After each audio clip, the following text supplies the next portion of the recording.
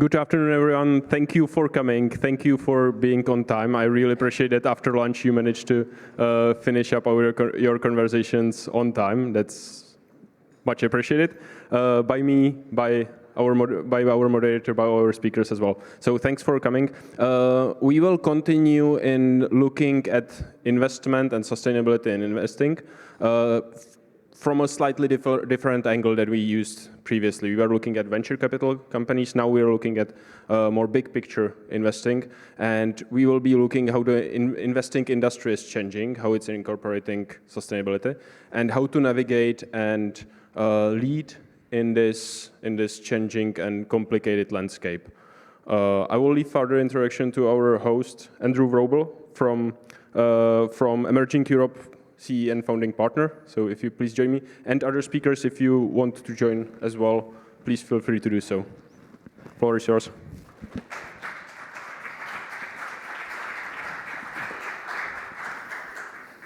Yes, so thank you so much for staying that long with us. I know the day is absolutely beautiful outside, and you've just had lunch, so we really appreciate the fact that you've stayed with us.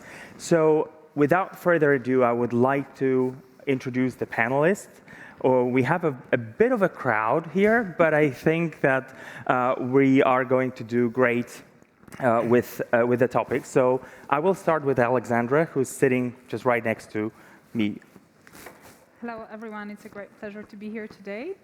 My name is Aleksandra Palinska. I am Executive Director of Eurosif, which is the European Sustainable Investment Forum. We are based in Brussels, and we're a membership of the National Sustainable Investment Fora. And we strive for ambitious and yet implementable rules. Thank you. Wojciech.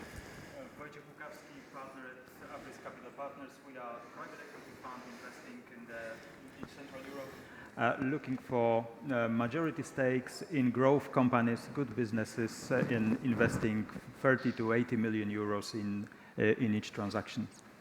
Elodie. Hi, I'm Elodie Donjon, working at the European Investment Fund. I've been working there for 18 years and actually doing fund investment for 12. I initially started with the private equity team and 6 years ago joined the VC team. EIF has a very broad investment strategy targeting to support European funds, whether it's private equity, mezzanine, or VC. And as some of you may know, for the past 3 years, we've been looking at sustainability and climate a lot more as we are part of the EIB group. And as you may know, the EIB became the green bank of the EU, so this had an impact on our strategy. Thank you, Brian. My name is Brian Wardrop. I'm managing partner of ARX Equity Partners. ARX is a long-established private equity firm investing in this region. We're currently investing our 4th managed fund. We tend to, we're a generalist fund. We'll invest in more or less any sector, although we tend to invest predominantly in manufacturing businesses. And we've been on an ESG journey over the last basically 2 decades. And we feel that as we look forward, that our role as an investor in small to mid-sized manufacturing businesses in particular can be highly relevant in terms of positive ESG impact. Martin. Okay. Hi, my key role is asset manager in RSJ Investments. RSJ Investments is a family office investment company. We are working with our own capital and capital of our friends. And we are investing in many industries, mostly through fund of funds. I am personally responsible for fund of funds that are dedicated for VC and Insurtech. And probably I am here because ESG isn't a topic of our investment company, but really it's a topic of some people, particular people in a company that are interested in this topic and still are trying to understand what does it mean and how to implement this idea into how we are thinking about investment strategies and our investment thesis. Thank you very much, Martin. So what we are going to look at are actually a couple of things. First of all, this ESG or sustainable journey, if you will. We're also going to look at sustainable or sustainability leadership. That's an interesting topic. And we want to keep it as relevant for you as possible. So if you are able and eager to ask questions, please do so. You have the app where you can pause your questions, and then we'll pick them up. So, Martin, I am going to start with you. You were the last one to introduce yourself. You told me before the panel that about 2 years ago, you didn't really know much about ESG and sustainability. Can you walk us through your journey, what it was like, and what is it like right now? Yeah, okay. Yeah, it's right. January 2021, I met our lawyer in the office, and they told me that we have on a website something, and I didn't understand why and what does it mean. And when I asked my colleagues, everybody were in the same situation. It's not, and it wasn't part of our reality. Nobody was asking about ESG, and we didn't ask about ESG our portfolio. It was only ESG was some letters, And then we discussed with our chairman, Libor Winkler, because on the other side, RSJ, I think most of you knows us as a company that's very based on the values. We have big foundations. We invest in many really emerging industries like organic farming, and really we are not, our strategies, and especially those that where we work only with our own money, are based not only on the basis of idea how to earn money, how to make a profit, but really how to influence the environment. And we started to discuss, okay, what to do. And we as an investment company, what we do best is invest. And we decided to start to invest, but not to invest into big companies, not to invest into some big strategies, but invest into organizations that are able to learn, to teach us. We are able to learn from them. We started cooperation with Glopolis. It's NGO, think tank that is focusing on very complex topics, and we are now still supporting the program that is focusing on sustainability. We found some people with small projects in the region, and we invest in them. Like to, okay, we are here, we want to support you, but we want to learn from you. And it's still our journey now. We're going to pick up on that a little bit later. I want to go to Brian and ask him, because he said that most of the investments for the last 2 decades has actually been focused on sustainable investment. Can you tell us a little bit more about your journey? Yeah, but I'll try and keep it brief and sort of walk you through 3 phases of our evolution when it comes to, let's call it ESG broadly speaking. So initially, when our firm was established with this critical support of certain DFIs or development finance institutions, EIF being one, of course, that invest in private equity funds in this region, EBRD being another notable one, that in, let's call it late 90s, 2000s, the idea was that all funds that were invested in by these DFIs contained a list of excluded industries, basically, which is the classic tobacco, hard alcohol production, pornography, et cetera, et cetera. And then I think what's happened generally in the industry, in the private equity industry in this region, not only in our firm, is, again, I'm speaking quite generally, but I think almost every fund has some capital either from EIF or EBRD or both. And I think the catalytic role of these investors in the early days was very important and vital to cause fund managers like us to start thinking about the general theme or the general concept of what I would define as just responsible investing. And then over the years, it became just, I think, probably an Abris, also just part of our DNA. It's just what can we do to positively impact our companies, our portfolio companies, the environment, et cetera. And then only more recently have we started to understand what ESG really is in terms of a risk management tool and a source for potential competitive advantage or competitive differentiation on the investment side. So as an example, and I'm happy to talk about it in a little more detail, but in our new fund, our next fund, we will be implementing, we'll sort of put our money where our mouth is, and we'll be implementing a mechanism whereby a portion of our remuneration as fund managers, which is carried interest, will be subject to or at risk, subject to hitting certain GHG emissions targets in the portfolio. I won't get into all the mechanics, because it's our belief that we really, in order to really drive change into these companies, we really need to create the right alignment in financial incentives. That's point number one.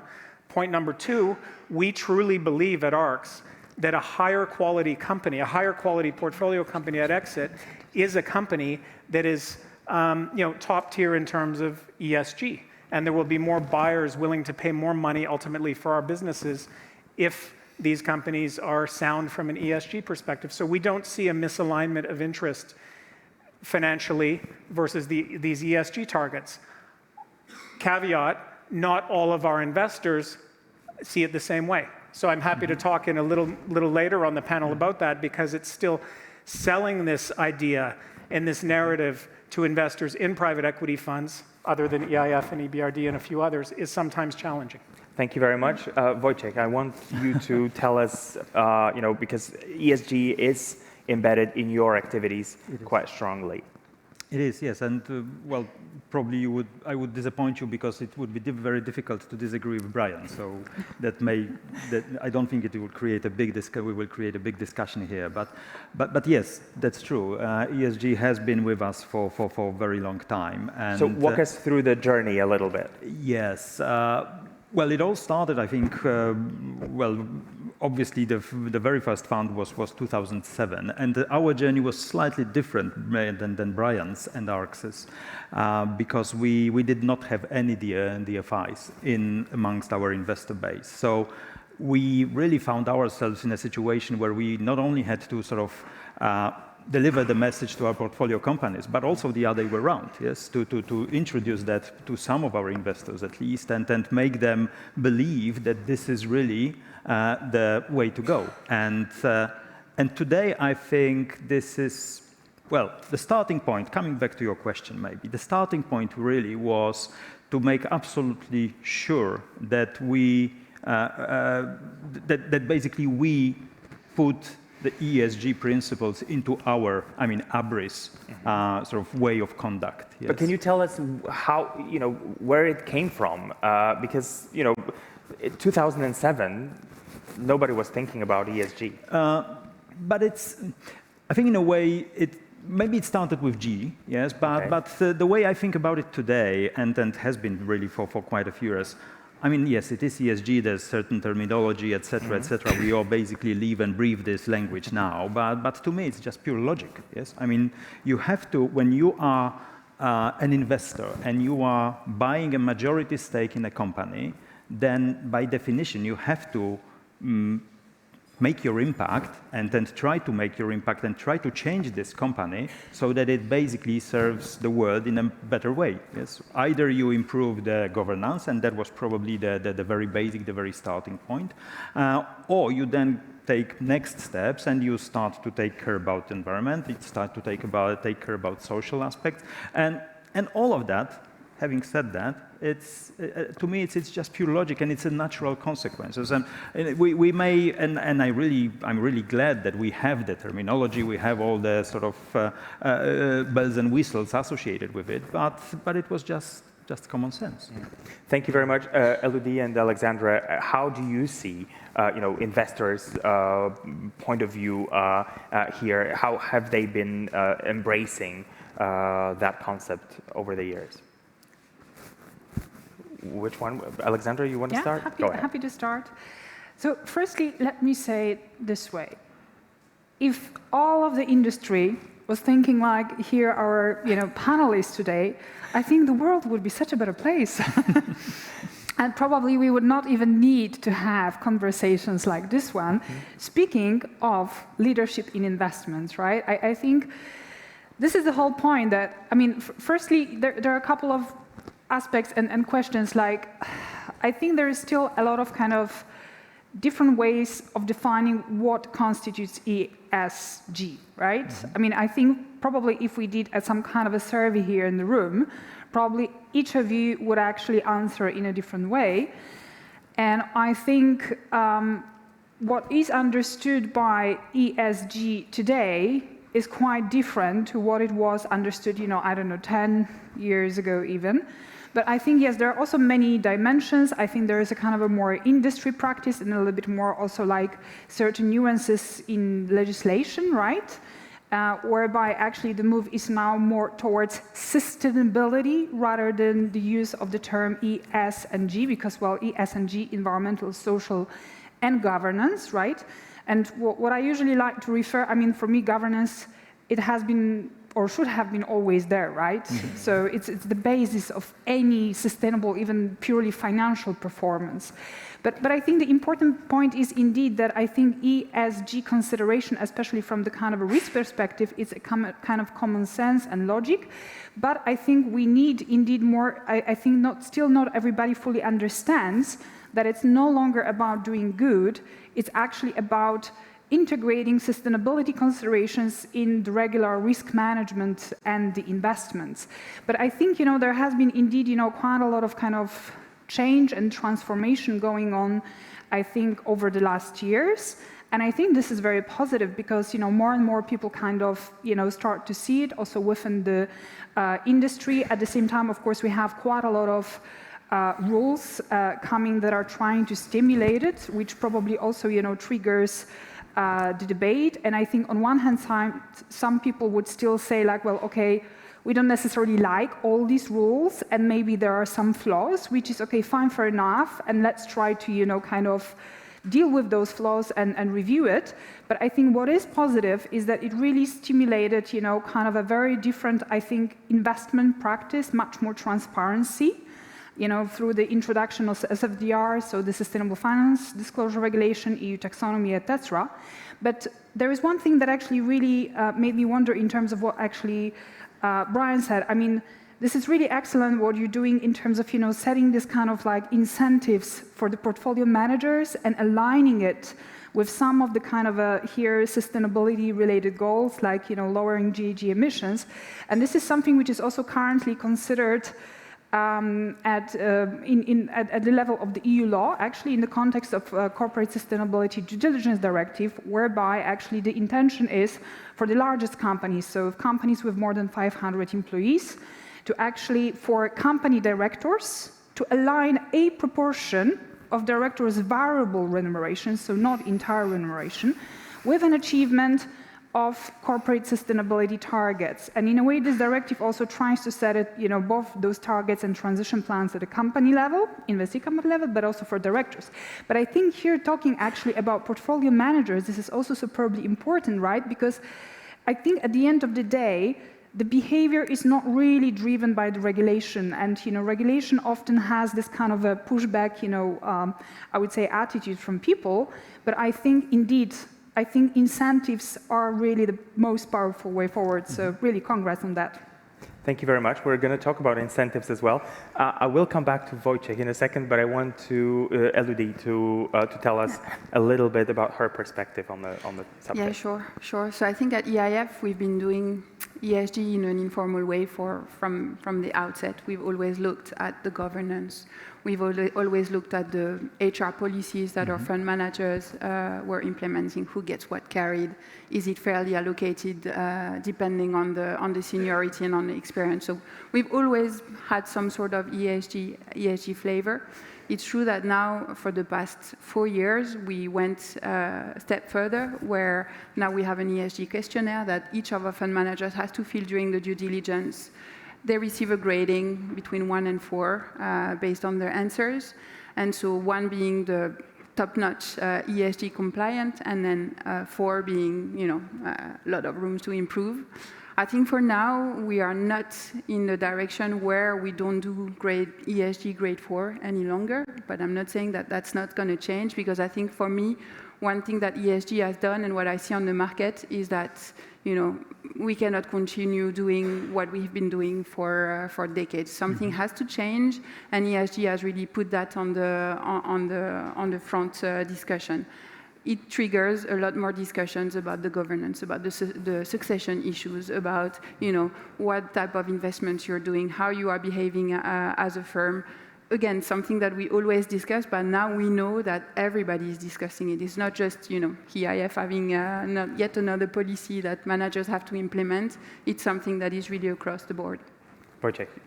Yes, referring to what Aleksandra said, I think that there is, and I'm really glad that we're sitting here together, because that there is one big difference between, let's say, normal or standard companies and private equity portfolio companies and private equity funds in general. I mean, we have significantly shorter perspective. So the way we thought about it at Abris and the way we started to implement it was that in order to be able to make that change and make that impact over, 4 or 5 years hold period, you have to be very specific in what you want to deliver, i.e. you have to measure it. So the first task for us and the first achievement for us was really to set up a scheme whereby we managed to measure, and there was, from my memory, over 600 different sort of points, yes, that we have all different aspects, yes, that we had measured in terms of ESG. So to make sure that when we do the due diligence, we see the target when we buy it, we know the journey that we want to make, and we after this every year, but effectively after this 4 or 5 years period, we know where we got, and then what was the difference, what impact have we really made. So that was really the important thing, and that's something I think that differs or differentiates us from, let's call them strategic owners, yes, or founders, etc., etc. I want to circle back to the 3 letters because during the conversation I've already heard a lot of focus on the E letter, and Aleksandra mentioned she actually said that the G should have been there from the very beginning. But it seems to me that when I have conversations about sustainability or ESG, the E letter gets the most attention always. So I would like you to look at that from the S perspective, but also from the G perspective, and what it looks like at private equity funds, how it is seen by asset managers, and if that is changing, because there is it is time for those other letters to actually get some attention too. I don't know who wants to start, but Brian? Maybe I have an anecdote. It relates to a discussion we had with EIF probably a year ago. So I'll pick on EIF a little bit, but it's not EIF. I just sort of this blurriness of the S and G, I would say. So the reality is the E is measurable. It's sort of the clear impact. It's generally, even us as generalists, we can generally understand the E. There's an initiative, I'd encourage you to look at it if you Google it. It's a US or North American initiative called Ownership Works, which the original investor that established, and it's a nonprofit called Ownership Works, is KKR. So big bad KKR, barbarians at the gate, etc. And basically what a co-head of KKR, Pete Stavros, did several years ago is said, okay, in all these tech deals, there's broadly based ownership for employees, stock options, etc. But in our industrials portfolio at KKR, standard blue-collar hourly workers, there's no real concept of broad-based ownership, equity ownership. And what Pete Stavros did at KKR said, okay, from this point going forward, we will have a policy that every single one of our industrials deals, every single hourly employee, blue collar, will be a shareholder, and they won't have to pay for the shares. So some less, some more, but everybody will be a shareholder. We'll have a quarterly town hall meeting. There will be a presentation on how value is created, what's the situation in terms of the value creation journey of the company, how if we focus on what is working capital, okay, go get paid sooner, pay your suppliers later, you can all contribute to this, et cetera, et cetera, et cetera. And basically what this did was created some wealth. So there's some sort of impact in terms of narrowing the wealth gap in the US in these successful cases. Secondly, super impact in terms of general financial literacy. Thirdly, general super positive, engendering a super positive corporate culture. So we had an idea within ARCS, and I think this touches the S and G, income inequality, financial literacy, et cetera. Transparency of results to employees. We spoke to EIF because we were thinking about different ideas in our new fund. What do we really want to do with our new fund to have great impact? One idea was what we will be implementing, which is the emissions carried interest link. We spoke to EIF and they said, cool, like really interesting. I said, okay, we're prepared to do this. But I don't know if it really fits into this S or the G. We have this criteria and I don't know, I just don't, it's super nice. What you're planning, we love it, but we're not sure how many points it'll score in terms of our evaluation of you guys as a fund manager. So it's still an open question. We still might do it, but I have to say as a fund manager, it's a little, I would say, blurry in terms of what we can really do in the S and G, which is clearly definable, measurable, understandable in the investor community. That's, my But I also have a feeling that sometimes you have to think of the trade-offs because, it's not always either, the E or the S or the G. It's so blurry sometimes that it's really difficult to understand which one is which. Absolutely. Aleksandra. This is a very interesting subject, and I've been also personally involved within the dedicated subgroup within the previous platform on sustainable finance, dedicated to actually creating a social taxonomy, which was indeed to complement the environmental sustainable taxonomy of the environmentally sustainable economic activities. And in a way, unfortunately, what I can tell you is that overall, there is just like so much political pushback against developing S. This is just unbelievable. Let's even put, all taxonomy aside, because, for now, there is a report of the platform on sustainable finance. Let's see what the future brings. But, besides the fact that, of course, at the time of creating it, the arms industry, of course, started to lobby heavily everyone, including the European Commission, saying, oh, but we need to be included in the taxonomy of socially sustainable economic activities. Like, come on, man. It's like, talking about nuclear or gas in the context of the environmental taxonomy, right? But, saying like, well, yeah, but okay, we contribute to the peace. Making. I mean, it's just, sometimes it's kind of ridiculous discussions. But now, what is also very sad, and actually, now drawing on what you Brian, said that it's blurry, and talking about measurability, I would argue maybe it wouldn't be so blurry and you could much more easily measure it if there was actually a better corporate sustainability disclosures on social matters. So, I am also involved within the EFRAG Sustainability Reporting Board that is one of the bodies involved in, now creating European sustainability reporting standards, including on social matters. And what has happened is also kind of a very sad story because, so much work has been put into it by everyone. So there are these dedicated different bodies within EFRAG, including all the stakeholders, including businesses.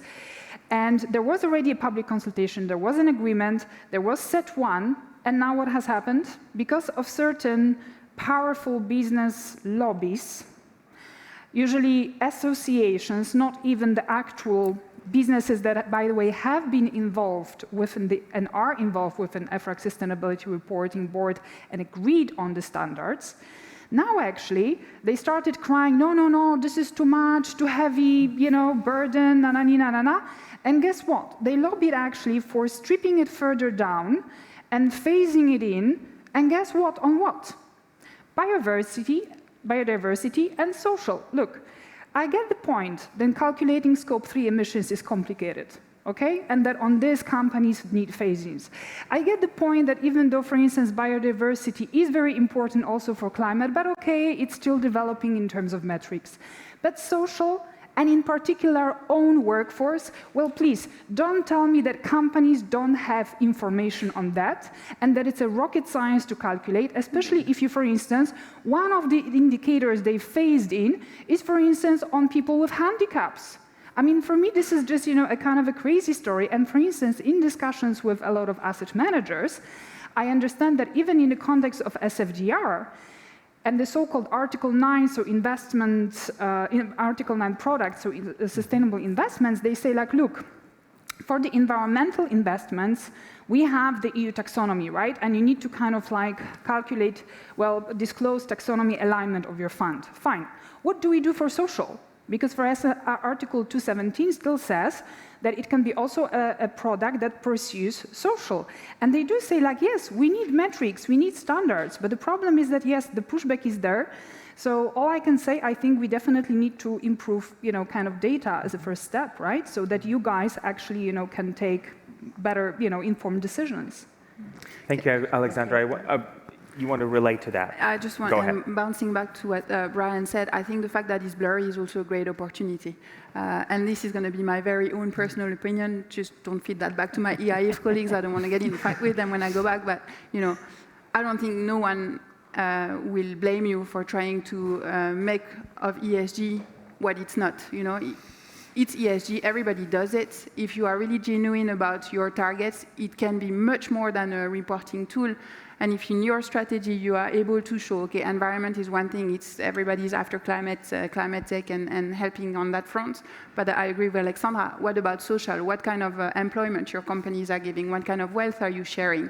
From your governance perspective, I mean, I've seen so many fund managers who are discussing succession, and for companies probably the same. It's their babies. The minute you start to talk about succession and who's going to take over and how is it going to look like, it's a done deal. So I think no one will ever blame you from trying to improve that and to bring the wealth to a wider audience, no matter if it doesn't fit into a mandate, I hope.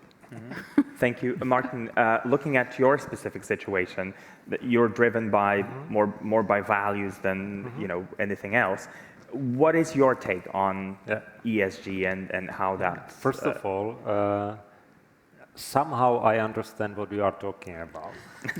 1 year, 2 years before, I would not. It's new language. It doesn't have content for most people. It's and I think it's a big problem for now. And the second, what we are trying to do is to support infrastructure for entrepreneurs, consultant companies, tools that can help them to somehow adapt this. And for us, I know nobody here in the market who is really able to help and not to do it as a great job for them, but really to create something valuable for the company, and especially with us. And we tried many times this, and it's a really, I think now problem in where, okay, I am entrepreneur, I want to do this, I need help. Who is able to help me? Who is able to advise me? Who is able to lead me through the first steps? Of course, there are big companies that have, usually companies that previously had a business GDPR, now they have ESG. They are offering, for example, last week somebody offered me ESG certification. And now I know that I should ask, what kind of certification, what are you talking about? But normal entrepreneur knows nothing about that, it's bullshit. That it's not about some certification. And I think that this is problem, infrastructure for entrepreneurs, where to really go for learning, to learn this topic, how to start. And from this point, E is better than S, because as you mentioned, it's more visible. It's and for most of entrepreneurs, they are happy with Excel sheet. Definitely happier than with PowerPoint. And in Excel sheet, you have particular numbers, data, and this is something how you can step in. From the other side, many companies has great programs for employees. I know about companies that are helping their employees to deal with some tough situation. They can really only name it and start. I think the biggest problem here is this first step. As me, when you start, somehow you can be better and better. You have contacts, you have people, you are here. How many entrepreneurs are sitting here? Few. Most of them are not here, and they know nothing about this action. They don't understand why. And I think this is a problem. When I'm in contact with banks, insurance companies, everybody is talking about ESG. But when I ask them, what do you do for your client? What kind of training programs are you doing for your sales? No, we don't know. We are talking about, we are trying to find somebody who will help. And I am very skeptical from this perspective. And as it's very complex from this, I think it's not a good starting point for most. And lastly, in VC, only one sentence, I was trying to do ESG report for my VC portfolio. Imagine 400 startups, 15 VC funds. S is only one that you can somehow describe, because in startup world, E doesn't make sense because it's changing too fast. And from this point, it's about what kind of industry I'm in which, if I'm maturity, if I'm really company in some situation or startup, then I should start with from some point. But for me, basic problem is who will help me, who will support me. It is actually, thanks for mentioning startups here, because it is a very interesting subject. And I think it was a couple of weeks ago that I spoke with the founder of a Ukrainian startup that is called Relief. I don't know if you've heard of that. They produce paper out of leaves that have fallen off trees. So they've been doing that for quite some time already. And the challenges that they have, first of all, is that their target group, which is retail companies, they have absolutely no idea. They completely don't understand how they could benefit from using that kind of paper as opposed to whatever they've been using so far. But the other challenge is that they were focused so much on the solution itself that they weren't really thinking whether there were ESG compliant or not. They were so focused on the solution. Only now are they trying to do they understand that there is more things that they can actually do to improve their situation, to be even more sustainable. They've produced some byproducts that were thrown away. Now they are understanding that this can be used going forward.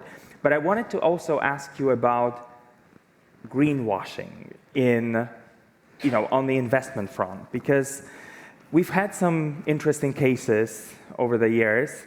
So I would like you to tell us, how you see it and what we can do with that, and where the problem appears really. Is it on the investor side, on the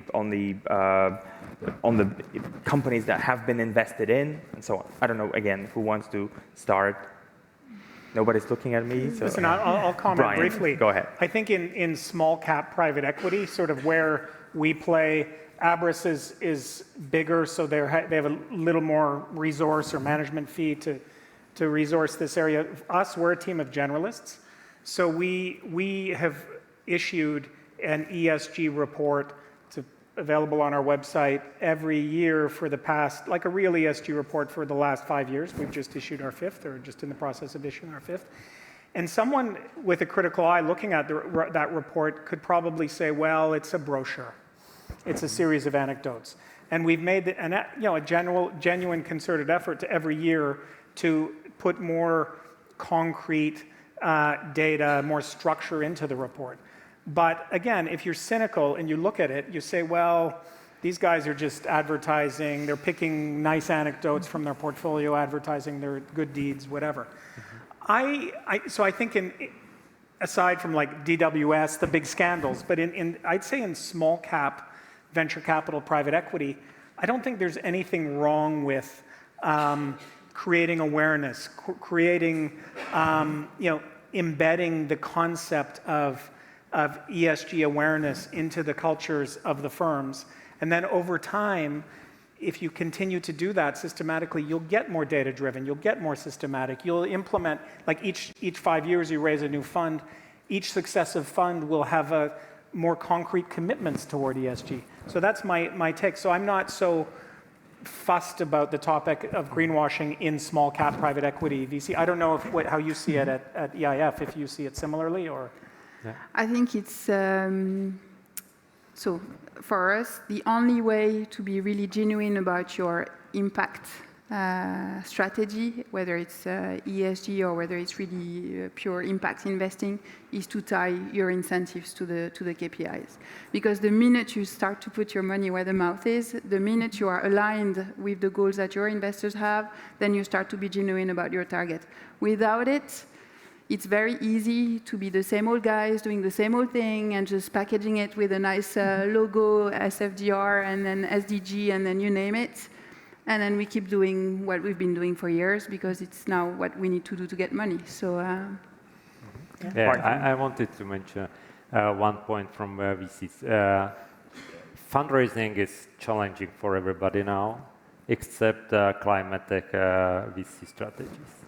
And it's a big problem because I see, I have almost every week story. We have now new fund, climate. We have 100 million euros, and we are going to the portfolio. And I'm asking, where are founders that are able to really use this capital? And I think that is mostly because of this topic is very marketing driven. And for big corporations, investors, investment companies, it's good marketing. We are investing into climate tech fund. But finally, what I see in my field, that really founders for climate tech or some sustainability, usually they are not. They are different than tech founders. They wasn't born. They are from non-profit industry. Usually they studied and worked for some non-profit organization, and now they are starting to build some companies. But it's a very different story than when you are at some tech programmer and you have your startup. I think that from this point it's risky, that we have now a lot of strategies focused to climate tech, but I don't believe that it's visible and balanced with how many founders and ideas are on the field able to use this capital. I'd like to just interject with a quick word to Wojciech, actually, and this greenwashing topic, because avoiding greenwashing is really about pressure from all sides not to greenwash. And we internally at ARX, it was a couple of years ago, we looked at your ESG report and we were like, wow, we're nowhere. I mean, Abris is like some sort of amazing benchmark, and it really created some internal pressure on us to say, okay, we have to up our game. So I think the more of this, like leaders in this area exist, the better, and inevitably the pressure will permeate. I was just going to say that, and then without referring to Abris, but thank you very much for the very kind words. But Martin, I think to this point and the earlier one, I mean, this is really what this particular panel is about. It's about leadership in sustainable investments. Yes. So I think between the two of us, let's say for a start, yes, I think we need to become the leaders. Yes, and then I do feel that we are the leaders, and then there are people who will hopefully follow. Yes, I mean we will not solve as we are, and even as a private equity industry, we will not solve all the problems. We are not policymakers. Then I'm turning to Aleksandra because she's much closer to that part of the world. Yes, we are not policymakers. What we can do is we can show, and I hope we are doing that, that sustainable investing makes sense also from the financial perspective. Yes? In the end of the day, investors give us money because they do believe that we will return them with a certain amount of profit. Yes, and then we do believe that it is so much easier when the companies in our portfolio follow the principles. They implement those principles, yes, and they just becoming better targets for the next generation investors. Yeah. This is also where we are very, very strict in aligning the interest of the management teams, not only ours, yes, but also the management teams with the ESG goals that we set for the companies. Yes? Yeah. So that goes all across the investment period, all across the investment cycle. Alexandra. I think I would be careful not to mix, I would say, leadership here with the greenwashing, which for me are the two opposite sides of the spectrum, right? Because where is the problem of the greenwashing coming from? It's just basically that, well, certain firms, are trying to, and it both applies to the real economy companies as well as, the firms from the financial industry are just basically, hopefully most of the firms are doing the decent, proper thing. But unfortunately, some are trying to utilize the fact that there is an increasing interest from the consumers, including and investors, in whatever is sustainable, right? And basically, some are marketing certain products as sustainable, therefore increasing their basically sales and profit margins, even if there is very little behind it, right? So the whole point is walk the talk, right? And talk the walk. So I think, of course, there is nothing wrong in, I would say, showcasing and having beautiful brochures, as long as it actually has the basis behind it, right? Then indeed it is actually great, yes, and can be seen as leadership. The whole point is just like, okay, we also need to have, and I think everybody needs to kind of be able to look into their eyes and faces and in the mirror, and basically, yes, live what they kind of live up to what they do. And the whole point about actually here indeed increasing amount of rules that are aimed at tackling the greenwashing, and it's not only at the kind of investment level, but also now there is a new Green Claims Directive, which is aimed at the greenwashing overall in terms of, I don't know, fridges, washing machines, whatever, is basically just like, okay, you can, do all of that, but you need to have, the claims need to be substantiated. Aleksandra mentioned customers and then changing habits. We have been saying that, there's been some education needed for quite some time already.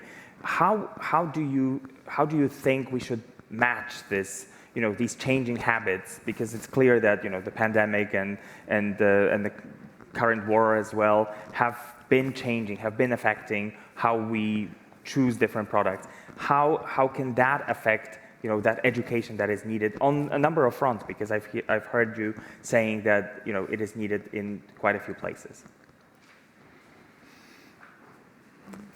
No volunteers, so Brian, go for it. I can't. I mean, we generally invest in B2B business models, not consumer-driven businesses. What I can say, in the last few years, and a typical profile of one of our companies is a manufacturing company based in a secondary city somewhere in the region, in Ostrava, Zlin, Brno, wherever. Industrial managers, 50 plus in age, typically. So getting these ideas transmitted and the importance of, let's say, ESG has not been easy, and was not easy until the customers came and started putting pressure on these companies and these managers. So our companies typically serve large multinationals. Maybe they produce components for ABB, Siemens, etc. And when ABB starts coming for a site visit saying, we're having a site visit because we want to do a deep dive on you as a supplier and understand your ESG credentials, then suddenly they wake up. So I would say that the whole kind of mosaic of actors, whether it's investors, bankers, lenders, customers, it's all of these aspects, whether it's peers or competitors like Abris, which I would genuinely say is the leader in the region in ESG, in private equity. All of these factors, all of these pressure points create positive impetus for change, I would say. I don't know if others would share the view. Any only maybe a short story. I have son 21, and he asked me, okay, I want to earn some money, and I said, okay, you can, you have my support, and he said, I want to do for fair trade, company that is focusing on supporting some people. I said, you are asking me where to earn money. It's not a place where to earn. And he said, no, but for me it's must. I need to, it's must. And I think that generally with new generation, it's here. It's not something only in my case with my son. And I see it when second generation of owners or third generation of owners of family businesses has the same approach.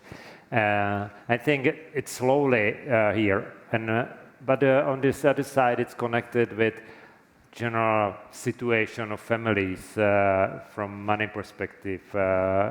You know, because it's very different here in Prague and in some region where people really has very different income than here. And I think it's all new generation is coming, but at the same time they need to be in some comfort from basic, like Maslow. You know, you need to have some comfort, then you can put pressure on this side.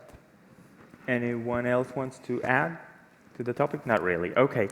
We were talking about family businesses at some point as well, and the issue of succession, and probably also the challenge that the third generation has in communicating their needs or their sort of goals going forward.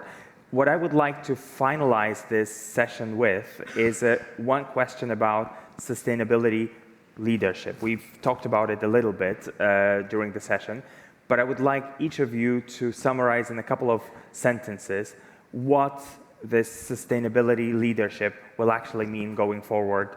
So I don't know who wants to start. Aleksandra, go ahead. You put me on the spot. Sustainability leadership. Well, look, I think it has to start with promoting and creating awareness. Because I think this is what boils down to, you know? I mean, it's just there are still so many people who are not really fully aware what we are faced with and what the future generations and even our generation is faced with, right? So look, you know, if there is, for instance, a company in Netherlands that is not considering sustainability risks and even eventually also the impact, so is, I don't know, through its activities, let's say, contributing very substantially to, you know, exacerbating climate change, well, maybe it should think better, because maybe in 15, 20 years' time, its headquarters will be underwater, okay? I mean, probably the same we could talk, say, about, I don't know, Gdańsk, right? So I think, or, you know, if it's an Australian company, okay, well, think about the wildfires, but the same for Greece and stuff like that. So I think it's really about actually promoting awareness, and at the same time, yes, I think for the leaders within the companies, yes, to show leadership and to show how it can be done, right? Because there are also certain people who maybe would like to do it, but they don't necessarily know how to do it. So yeah, just walk the talk and talk the walk, and just show the path towards the future. Perfect. Thank you, Wojciech. At the beginning, before the panel, I promised you to be a little bit, you know, try and be pragmatic. To me, the leadership is basically, Aleksandra will use your phrase, walking the talk, yes, and then putting money where putting the money where the mouth is, yes. So starting where we are at Abris, yes, and then sort of relaying that to the portfolio companies, and then the management, through the management teams, through the senior managers down to every employee. There's also obviously the other part, the customers, whoever they are, the sort of retail or industrial customers, and that force will come. But we believe, I mean, I believe the leadership is basically showing the right example. Elodie? Yeah, I think I would agree with that. I think, you know, little by little, it's going to be very difficult to avoid discussions around sustainability, around creation of value beyond financial value.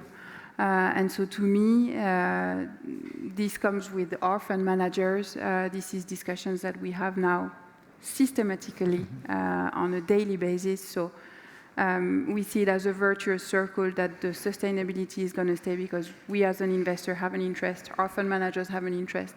They cascade that down to their companies, and then it trickles down to the consumer, to the B2B customers. So it's really the whole ecosystem that is in the momentum. And for me, this is where the sustainability leadership is going to go. Brian. I'll just build on that. From a leadership perspective, I think the role of the major allocators of capital, such as EIF, is critical and vital. So ultimately, we're intermediaries. We basically manage the capital of the investors, and to the extent that the investors deem this as a critical and a key priority, then the industry will evolve in a positive way. Second point, I believe that over the next 5-10 years, I don't know what horizon, this distinction between impact fund and standard fund or private equity fund should hopefully merge, because I believe that all fund managers should, in a way, in some sense, be impact funds. And I think this demarcation, are you an impact fund, are you not, that is maybe not so positive in the long run to achieve the overarching objectives.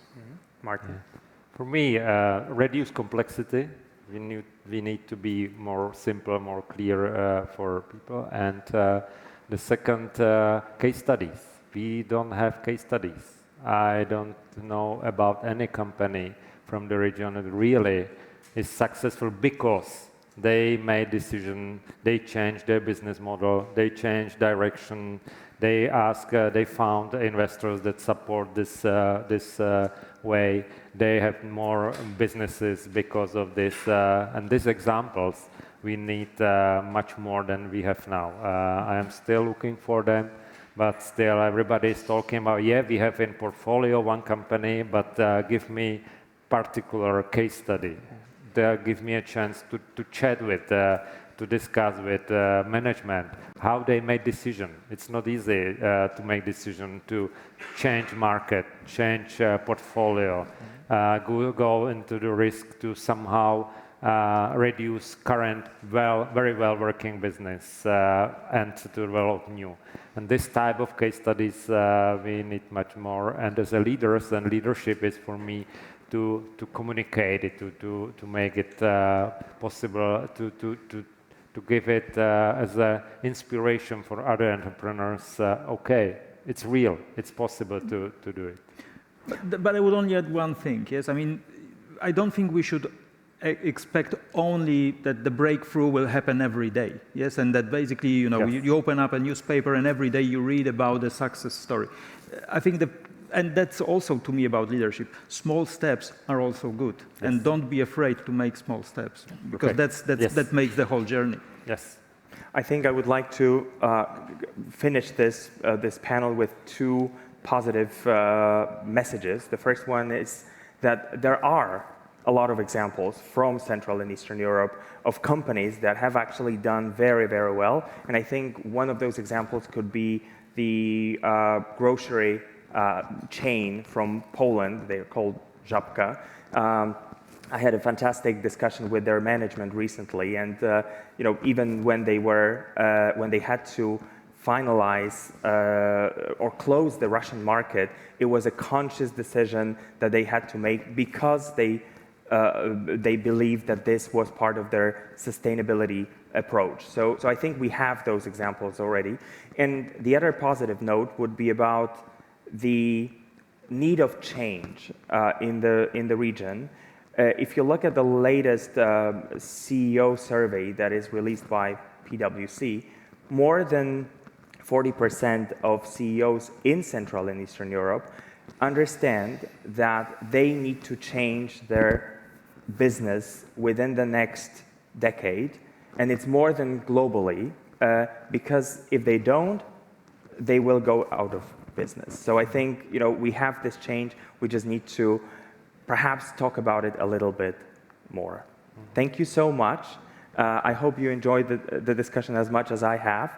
And let's continue the topic because I think it is a very important one. Thank you so much. Thank you.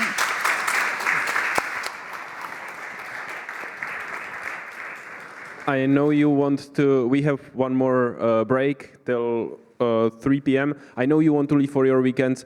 Please don't. We have one more panel, and this is one of the highlights of the week, in my opinion. So please do stay and listen into the panel. It's about women in finance, which is super important topic for us.